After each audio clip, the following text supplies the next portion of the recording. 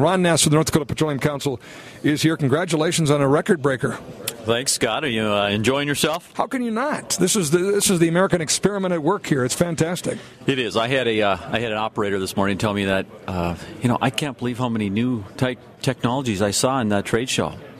That's where they're here. That's what brings the operators, and the operators, of course, bring the others. And so if you make the geologists and the scientists and the CEOs happy, the rest of the crowd will follow. And we are it's nothing short of amazing where people are coming from to Bismarck, North Dakota. That's what I'm most amazed about. When you talk about 2,016 businesses represented here, so that technology that, the biggest of the biggest oil companies come and get us, that's the American experiment at work. That's, an idea, an innovation that ultimately helps, pull more oil out of the ground. Yeah, over 1,600 North Dakotans here today. These people are trying to figure out what role do we have in North Dakota's energy industry, and whether you're a university or you're a small business or in any small business, so you think about it, it extends well beyond just the area comprised of the Bakken. It's across North Dakota and across this country, and really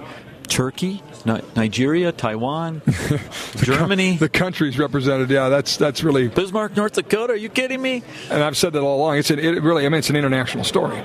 It is. It's on the map. But Jack Gerard, the president and CEO of American Petroleum Institute, biggest oil and gas lobby in the world, and most powerful, and he's your keynote speaker today. So. Oh, yeah, and the great thing about that is we got him out on a full-day tour of the Bakken yesterday. So getting the feet on the ground, and everybody needs to think about that. And I've seen some remarks lately about, should we really go visit the Bakken? Yeah, people do want to come visit the Bakken. They come from all over the world. I did 4 German TV people follow me around yesterday. They rented an RV and they're headed west. They want to see the Bakken. Well, why wouldn't they? I mean, again, it's the American experiment at work. It's American history, and the evolution of technology and innovation, what's happened. And when you look at 1951, Tioga, North Dakota, it started.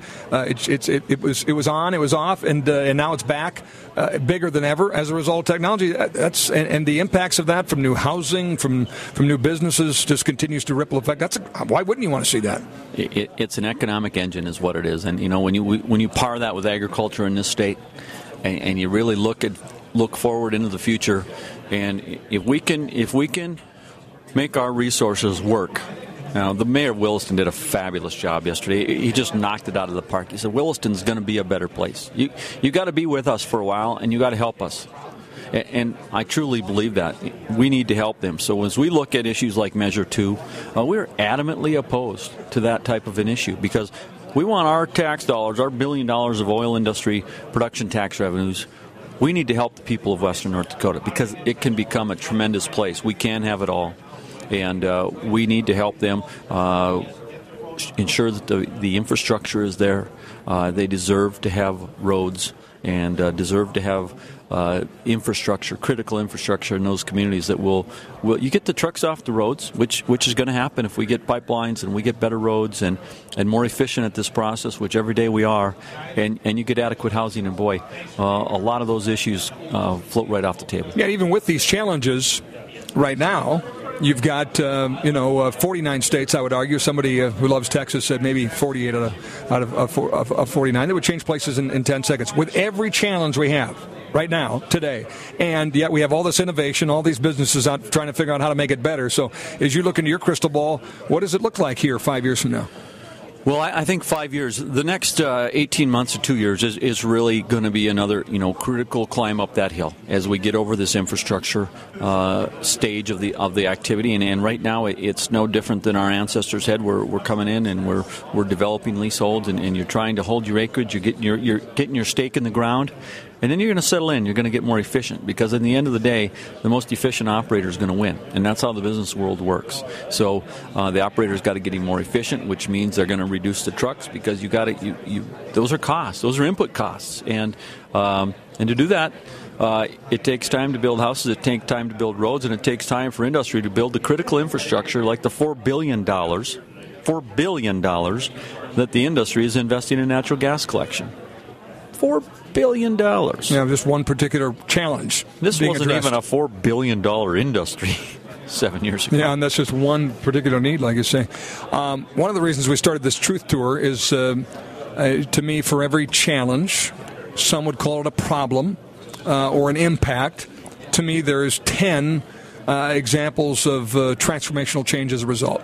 Whether it be somebody building a new house or moving back here or a new business starting or whatever. I mean, there literally is. It's 10 to 1 of the story. So that's easy for me to go out and just tell the truth of the 10 rather than focus on the negative. How big a problem is whether it's political reasons, whether it's just inherent in media, or even our culture to a certain extent to kind of shucks, look at the bad. How much is the negative affecting the positive? Well, I think the negative tone of some of the stories that we're seeing across the state and the nation is having a negative effect on the communities out west, because those are great towns, and they're going to even be better towns in the future. Yeah, there's look in the newspaper any day in any city in Bismarck or any town in Bismarck, and culture has its problems, but when you look at the concerns of North Dakotans, so you hear stories about Williston, this and that.